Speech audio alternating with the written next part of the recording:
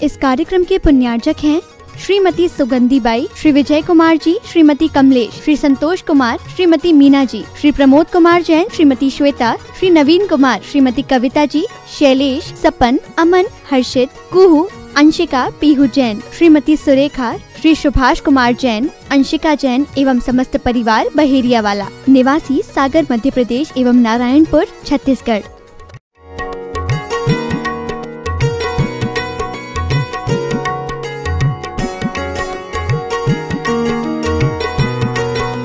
और फिर इनको ये कैसे पता कि ये जो अंगूठी है वो जलाशय में किसी कमल के अंदर पड़ी है, और उसमें भी वो कह रहे हैं कि रात में जाकर के अंगूठी को निकालने की कोई जरूरत नहीं है। उसके पीछे भी मुनि महाराज का इतना अच्छा उद्देश्य था। महाराज ने सोचा कि मैंने इसको कमल के अंदर अंगूठी है बता दिया, सरोवर में 1000 कमल है, इसकी उत्कंठा इतनी है कि अभी ये 1000 की 1000 कमल तोड़ करके और अंगूठी ढूंढने का प्रयास करेगा। फिर बोले सुबह जैसे ही कमल खिलेंगे तुम उस चंदन के बनाए हुए ब्रिज के ऊपर जाकर के खड़े हो जाना। राजा के जो राजमहल के अंदर जो ब्रिज बना था, जिसको आप स्विमिंग पूल के ऊपर एक ब्रिज जैसा बना देते हैं ना, कभी कभार पुल बना देते हैं, तो वो पुल जो था राजा के राजमहल में चंदन का बना था। उस चंदन के पुल के ऊपर जैसे ही आप जाकर के खड़े होंगे, आपको सूर्य के प्रकाश में कमल के अंदर वो आपकी अंगूठी स्पष्टतः दिखाई दे जाएगी। जैसे ही मंत्री सूर्यमित्र ने ये बात सुनी, सूर्यमित्र के अंदर से हृदय प्रसन्न हो गया, और वो एक ही चीज सोचता है अगर इन मुनि महाराज का कहना सही हुआ, अगर इन मुनि महाराज के कहे अनुसार अंगूठी हमको उस कमल के अंदर मिल गई, तो कल मैं बड़ी धूमधाम से दिन के उजाले में आकर के इनकी पूजा करूंगा, धूमधाम से। मुनि महाराज बहुत खुश थे, आशीर्वाद दे दिया। सूर्यमित्र ने बिना कुछ कहे नमस्कार किया और घर को चले आए। रात में बड़ी प्रसन्नता के साथ उनको नींद आई। सुबह 4 बजे दलबल को तैयार करके उस पुल के ऊपर जाकर के खड़े हो गए। सैनिक आसपास खड़े। सूर्य की पहली किरण के साथ जैसे ही वे कमल पुष्प खिलना शुरू हुए, और ठंडी के समय में जब सूर्य की रोशनी पड़ती है तो आपने कभी देखा है उसकी तीव्रता और आकर्षण कितना पवित्र होता है। ठंडी में देखा होगा ना, जब सूर्य उठता है, उगता है, तो धूप को देखने पर भी एक आंखों को विशेष प्रकार का आनंद आता है। तो ठंडी के दिनों में वो जैसे ही उस सूर्य की रोशनी उस कमल पर पड़ी और कमल खिले, और सूर्य की रोशनी से अंदर का हीरा चकमका गया। हीरा चकमकाया, और चकमकाते के साथ ही सूर्यमित्र ने सैनिकों को आदेश दिया कि वो वाले कमल के अंदर वो अंगूठी पड़ी है, उसको उठा करके ले आओ। अंगूठी उठा करके ले आई, हाँ करके हाथ में समझ ली। जाकर के पत्नी के पास जाकर के बोलता है, तुम्हारे कहे अनुसार काम करने पर मेरे आज विश्वास के प्राण लौट आए। क्यों? सूर्यमित्र बहुत अच्छी बात कहता है।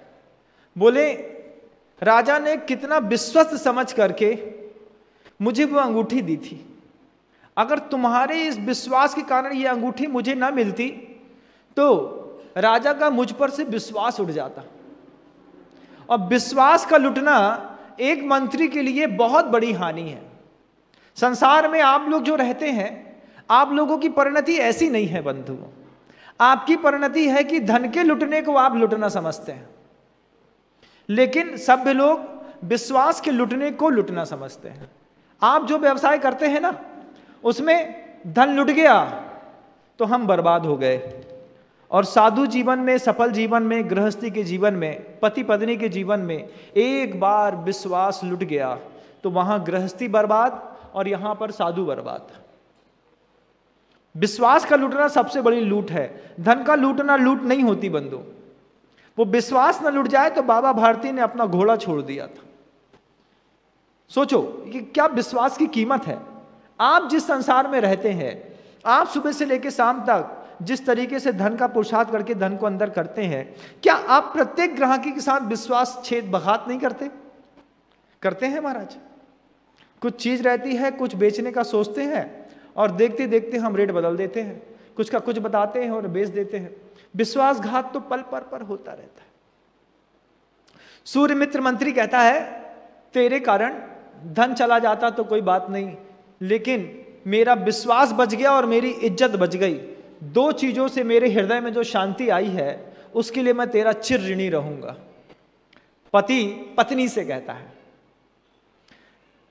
पत्नी आज के पंचम काल की कैसी? तो किसी कवि ने क्या खूब कहा, जो बार बार घर के अंदर तन तन तन कहते रही, तन तन तन बनाए का माहौल बनाए रहे, उसका नाम पत्नी है। तन तनाहट बनी रहती है, तनी तनी रहती है, उसका नाम पत्नी है पंचम काल में। लेकिन उस काल में ऐसी नहीं। उस काल में कैसी? उस काल में तो आर्या भार्या च पुण्येन बिना न लभ्यते, नित्यम मधुरम भक्ति सा रमा रमा न रमा।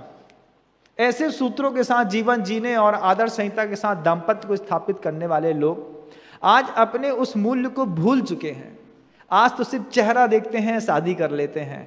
ना संस्कारों की कीमत पता है, ना आचार विचार की कीमत पता है, ना अपनी आचार संहिता को समझते हैं। आप सोचिए, कई जैन परिवार के लोग जब किसी दूसरे ही जैन परिवार में जाकर के भोजन करते हैं तो दूसरी महिला के हाथ का भोजन कई बार रुचता नहीं, रोटी नहीं जमती, दाल नहीं जमती, तो वापिस चले आते हैं। क्या हुआ? बोले न्योता में गए तो थे लेकिन उनके घर को खाना अच्छा नहीं लग रहा था। अरे जब जैन होकर के जैन के घर का खाना अच्छा नहीं लगा तो जैन के होकर के जब किसी अजैन कन्या तुम्हारे घर के अंदर आकर के खाना बना लेगी तो उसका खाना, उसकी भावनाएं कैसे अच्छी लगेंगी? सोचो, कभी कल्पना करके देखो। क्यों इतने ज्यादा मतलब अपने आप को भौतिकतावादी समझ करके हमें सोचते हैं कि सिविलाइजेशन का जमाना है, सारे से ह्यूमन बॉडीज में सब ह्यूमन बॉडी है, धर्म रिलीजन जो है ये लोगों ने सिर्फ कहने के लिए बना दिए। सबकी एक आचार संहिता है। मांसाहारी वर्ग की अपनी आचार संहिता है, शाकाहारी वर्गों में भी कई वर्ग हैं, उसमें भी जैनों की अपनी पवित्र और उच्चतम आचार संहिता है। आप मंदिर कभी भी ना गए हो, कोई बात नहीं। आपने जैन कुल में जन्म लेने के बाद भी कभी भी जिन भगवान का, जिनेंद्र भगवान की मुद्रा का, मुनि मुद्रा का कभी भी आदर ना किया हो, कोई बात नहीं। लेकिन जैन कुल में पैदा होने वाले के अंदर कुछ सद्गुण हमेशा से होते हैं। उसको कभी मांस अच्छा नहीं लगता, उसके घर में कभी हिंसा नहीं होती, कितना भी पतित जैन क्यों ना हो। अभी इतना पतित नहीं हुआ है कि घर के अंदर आमलेट बना करके खाता हो, घर के अंदर मांस लाता हो, चिकन बनाता हो, अभी इतना पतित कोई जैन नहीं हुआ। लेकिन इसी जैनों के यहाँ जो कभी भी मंदिर नहीं जाते, कभी महाराज से मतलब नहीं है, कभी मुद्रा को आहार नहीं दिया, कभी मंदिर में दान नहीं दिया, कुछ नहीं किया तुमने धर्म के नाम पर, कोई बात नहीं। लेकिन तुम परिवार में जिस कुल में पैदा हुए हो वो जैन का कुल है, तुम्हारे खून के अंदर भी कुछ बिना कहे संस्कार दौड़ रहे हैं। उस संस्कारों से विपरीत जब संस्कार वाला कोई साधर्मी आपके जीवन का अंग बनता है तो सिर्फ वो लड़की या लड़की के जीवन में लड़का नहीं होता, उसके वो एक प्रतिभा का एक अंश होता है, उसके साथ कई और चीजें भी होती हैं जो उससे जुड़ी होती हैं, वो सब आपको मिलती हैं। लव मैरिज करने वालों को ये बात हमेशा से ध्यान रखनी पड़ेगी। आपने लड़की देख करके शादी की तो लड़की का चेहरा बस आपको नहीं मिलेगा, अब लड़की का चरित्र भी आपको झेलना पड़ेगा। लड़की के अंदर की चर्या, लड़की के अंदर के संस्कार, लड़की के अंदर के परिवार के लोग, लड़की के अंदर की जीवन शैली, उसका व्यक्तित्व, उसका क्रोध, उसकी मान, उसकी कसाया, उसका लोभ, ये सब आपको उस लड़की के साथ मिलेंगे। देख करके क्या लाए? चेहरा। साथ में क्या क्या मिल रहा है? उसके क्रोध को भी उसके साथ भी जीना पड़ेगा। तैयार हो? नहीं। उसके परिवार के साथ पुरुष कितनी जल्दी हाथ झटकता है इस मामले में, इतना स्वार्थी है। पत्नी लाने के बाद सीधा सीधा पत्नी को कमरे के अंदर समझा देता, सुनो हमको तुम्हारे मायके वालों से कोई मतलब नहीं, ना हम तुम्हारे ससुराल जाएंगे ना हम कुछ करेंगे, तुम्हें समझ में आए तो जाओ, नहीं समझ में आए तो मत जाओ, जे पैसा पकड़ो निकल लो यहां से। इतना स्वार्थी है पुरुष। ना हो विश्वास तो आप अपने घर के अंदर अंतर्मन में टटोल के देखिएगा, हम अगर गलत कहते हैं इस बात को तो। पति स्पष्ट कह देता है मुझे अपने तुम्हारे मायके वालों से कोई मतलब नहीं, तुम्हारा ससुर, हमारा ससुर इतना खाता है, जाओ तो तुम्हारी माँ चक चक पक पक करती रहती है, कितना चाटती है, तुम्हारी छोटी बहन है माथा पका के रख दिया है, ऐसे परिवार में जाता हूँ मेरा पूरा दिन बर्बाद हो जाता है, तुम अपना पकड़ो निकल लो यहाँ से। तो पत्नी क्या करती है, पति उसका रिजर्वेशन करा देता है फर्स्ट एसी में, बच्चे को उठाती है क्योंकि उसका उससे परिवार से प्रेम है, चली जाती है। पुरुष यहाँ पे माथा बोलता है चली गई है शांति है। क्यों? क्योंकि जो चेहरा देख करके आपने पत्नी के साथ शादी की थी, उस पत्नी के साथ और भी कई जुड़ी हुई चीजें हैं। मांसाहारी वर्ग का जब शाकाहारी वर्गों से संबंध होता है तो शाकाहारियों की सबसे बड़ी विडंबना यही रहती है कि महाराज शुद्धि समझती रही है, आचार संहिता समझती नहीं है, धर्म 5 दिनों की शुद्धि का भी इसको विवेक नहीं है, कपड़े पहनने का ढंग नहीं है, संस्कार अलग है। अब लड़का ले आया, अब भोगो, तो उससे अच्छा है लड़के को संस्कारित करो। थोड़ा थोड़ा रोज सिखाया होता तो आज ये दुर्दिन देखने नहीं मिलता। और आज भी इस वक्तव्य को सुनने के वक्त भी जो लोग लव मैरिज करना चाह रहे हैं उनसे भी मैं कहना चाहता हूं कि सिर्फ लड़की नहीं मिलेगी, लड़की के साथ लड़की की 1000 खामियां मिलेंगी, जो लड़की की घर आने के बाद आपको एक एक करके दिखाई देगी। लड़की से भी कहना चाहता हूं जो जैन समाज की ऊंचे कुल की होने के बाद किसी नीच कुल में जाना चाहती हैं, सिर्फ लड़का नहीं मिलेगा, लड़के के साथ लड़के के सारे दोस्त, सारे व्यसन भी तुम्हारे जीवन का अंग बनेंगे। जब इतना विचार कर लो तब किसी का हाथ पकड़ो। और यही विचार शैली और हाथ पकड़ाने की परंपरा जो है प्राचीन समय में परिवार के लोग करते थे। 6 लोग जाते थे देखने, परिवार संयुक्त परिवार रहता था, दादी अलग एंगल से देखती थी, दादा अलग एंगल से देखता था, छोटा भैया घुस जाता था, छोटे से बच्चे को चौकी के अंदर घुसा देते, जाओ देख के आओ घर में कौन काम कर रहा है। एक लड़की घुसती थी बाथरूम देख करके चली आती थी, एक लड़का जाता था ऊपर टीवी खोल के देख लेता था। 15 मिनट में पूरे परिवार का ऑब्जर्वेशन करके कंक्लूजन बाद में निकाल के बता देते थे कि लड़की पसंद है कि नापसंद। अब तो कुछ होता नहीं, मिलने जुलने की कलाएं होटल में होती है, ओबेराय में ले जाते हैं, वहीं पे लड़का लड़की को मिला देंगे, महाराज घर लाएंगे तो संबंध टूट जाएगा। अच्छे होटल में दिखाया, वहीं पे मीटिंग कराई, वहीं पे फोटो सेशन कराया, वहीं के वहीं शादी पक्की हो गई, 2 साल बाद डाइवोर्स हो गया। क्यों भाई? झूठ तुम भी हो, झूठे हम भी हैं। तुम्हारी भी दुकान थी, हमारी भी दुकान थी, आधे झूठ तुम्हारे साथ थे, आधे झूठ हमारे साथ थे, 2 झूठ मिले, कितनी देर तक झूठ झूठ को झेलेगा? टूट जाता है। इन संबंधों को बचाने की बहुत बड़ी जरूरत है, बहुत बड़ी संसार में जरूरत है बंधुओं। आप देखिए कितना बचा पाते हैं।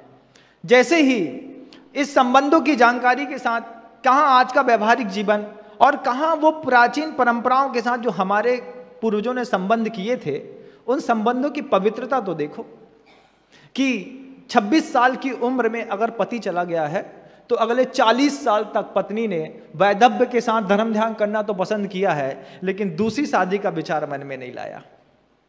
और आज वेस्टर्न कल्चर को देख करके 60 साल के लोग हमसे आकर के कहते हैं महाराज पत्नी अभी खत्म हो गई है लेकिन हम अकेले नहीं रह सकते, तो क्या करेंगे? एक 52 साल की दूसरी 62 साल की दूसरी महिला है, हम सोच रहे हैं उसके साथ शादी कर लें। हमने कहा मती मारी गई है बुढ़ापे में, लेकिन नहीं महाराज करना है। हमने देखा ऐसे लोगों को, हमारे कान में लगे रहे बार बार, कर लूं कर लूं कर लूं। हमने उसको गला दबा के रखा, हमने कहा अगर तुमने कर ली तो हम तुमको बताएंगे फिर बाद में, तो इज्जत बच जाए। महाराज कुछ कहे नहीं, चक्कर में अभी रुका हुआ है लेकिन अंतर मन से अभी भी करना चाहता है। ऐसे लोग हैं संसार में, हंसी आती है ऐसे लोगों को देख करके। हमारे कान में आके बोलते हैं वो अदर कास्ट की है लेकिन 60 साल की है। हमने कहा क्या करोगे? धर्मदान करेंगे उसके साथ, मंदिर जाएंगे, शिखर जी आएंगे। अरे हम अकेले चले जाओ भाई, बोले नहीं उसके साथ जाएंगे। ये जीवन शैली है आज के लोगों की बंधुओं। उस जीवन शैली की तो बात ही अलग थी। जैसे ही उस सुमित्र के मन के अंदर ये भाव पैदा हुआ, सूर्यमित्र बोलता है तेरी कृपा से और तेरे उपदेश से आज मेरा विश्वास बच गया। और आज पंचम काल में हर व्यक्ति का विश्वास चला गया।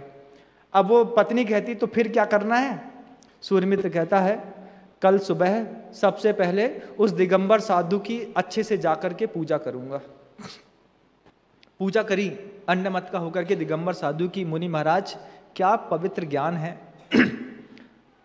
नमोस्तु करके पूजा करके परिक्रमा लगा करके वो साधु के पास से वापिस आया और वापस आने के बाद सीधा जाता है राजा के पास। राजा से कहता है कल मेरा स्वास्थ्य गड़बड़ था इसलिए राजमहल में आ नहीं पाया, आज आया हूँ तो सबसे पहले मैं चाहता हूँ कि आप अपनी मुद्रिका अपने हाथ में पहन लें। मुद्रिका हाथ में राजा के दी। राजा संतुष्ट। राजा को क्या पता कि पिछले 24 घंटों में कितनी उथल पुथल झेल करके, कितने संकल्प विकल्प का साथ जीवन जी करके इस मुद्रिका के चक्कर में मंत्री की क्या हालत हो गई, और विश्वास बचाने के चक्कर में इस मंत्री ने कहाँ कहाँ घूम करके आया। राजा को कुछ नहीं पता। राजा मुस्कुरा रहे थे। मंत्री ने जैसे ही अपना भार राजा के हाथ में रखा, मंत्री बिल्कुल शांत हो गया, चुपचाप अपने सिंहासन में जाकर के बैठता है। और 15 मिनट जैसे जब आप सारा भार उतर जाता है, पत्नी बच्चों की शादी करने के बाद पिता कैसे थक के बैठता है, बेटा सब हो गया, अब कुछ नहीं बचा। जब ऐसा बैठ जाता है उसके बाद वो सूर्यमित्र सोचता है क्या कि ये जो हमारे यहाँ का ज्योतिषी है परम बोधि, इससे जाकर के जब मैंने पूछा था तब इसने कहा था कि राजा से हाथी मांगो मिल जाएगा, ये मांगो मिल जाएगा, लेकिन इसको तो यथार्थ का ज्ञान नहीं है। अब सूर्यमित्र का दिमाग चलता है कि क्यों ना उस दिगंबर साधु के पास जाकर के उससे निवेदन करूं कि मुझे वो ज्ञान दे दो जिसके माध्यम से तुमने ये बता दिया कि ये अंगूठी वहां कमल में पड़ी थी। बोले अगर वो ज्ञान मुझे मिल गया तो मेरा मंत्री पद आजीवन सफल बना रहेगा, क्योंकि राजा को, उस साधु को तो आंख बंद करके ज्ञान है। आने से पहले उसने बता दिया ये सूर्यमित्र है, अंगूठी के निमित्त से आया है, अंगूठी कमल के अंदर पड़ी है। अब उस सूर्यमित्र के अंदर इच्छा पैदा होती है, सोचता है कि क्यों ना उस साधु के पास जा करके उनसे पूछूं कि वो ज्ञान मुझे मिल जाए जिसके माध्यम से आपको ये पता चल गया कि ये अंगूठी कहाँ पड़ी है। उसने पक्की धारणा बनाई और फिर दोबारा फल इत्यादि जो सत्कार की चीज़ें होती हैं उसको ले करके ये विचार करने के साथ वो मुनि महाराज के पास गया कि मुनि महाराज से मुझे वो दिव्य ज्ञान प्राप्त करना है जिसके माध्यम से आंख बंद करके संसार की प्रत्येक वस्तु का ज्ञान हो जाता है।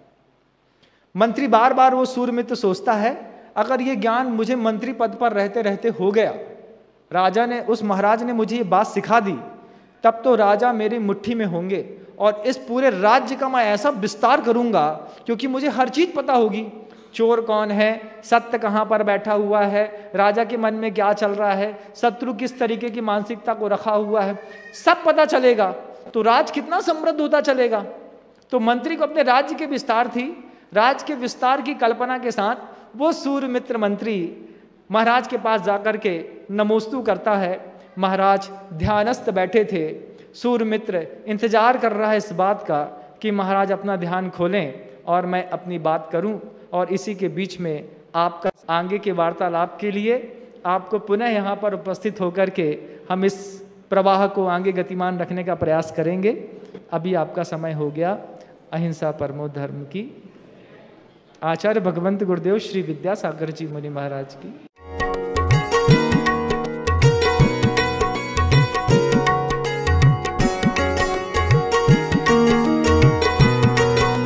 इस कार्यक्रम के पुण्यार्चक थे श्रीमती सुगंधी बाई, श्री विजय कुमार जी, श्रीमती कमलेश, श्री संतोष कुमार, श्रीमती मीना जी, श्री प्रमोद कुमार जैन, श्रीमती श्वेता, श्री नवीन कुमार, श्रीमती कविता जी, शैलेश, सपन, अमन, हर्षित, कुहू, अंशिका, पीहू जैन, श्रीमती सुरेखा, श्री सुभाष कुमार जैन, अंशिका जैन एवं समस्त परिवार बहेरिया वाला, निवासी सागर मध्य प्रदेश एवं नारायणपुर छत्तीसगढ़।